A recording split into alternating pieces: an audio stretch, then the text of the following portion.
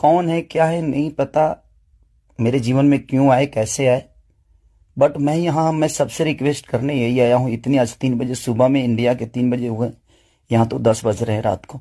मैं आज पूरा दिन काम नहीं कर पाया, सुबह से खाया नहीं। रीजन कि मैं एक पिता भी हूँ, एक इंसान के हो नाते एक पिता भी हूँ, एक कलाकार के नाते एक पिता भी हूँ।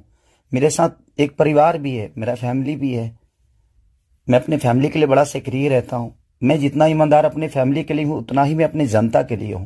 भोजपुरी समाज के लायक नहीं हूँ तो मैं इस भोजपुरी समाज को छोड़ के किसी और इंडस्ट्री में चला जाऊंगा। मुझे मेहनत करने आता है, मैं वहां भी अपने आप को साबित करूंगा। ऐसा नहीं कि नहीं कर पाऊंगा, क्योंकि मुझे करना आता है। मैं हाथ जोड़ के प्रार्थना कर रहा हूँ। आज मेरी इतनी सारी 200 गाने मेरे डिलीट हो गए। कितने सारे गाना मेरा गाया हुआ चोरी करके लोग गाने लगे, चोरी करके लोग गा रहे हैं।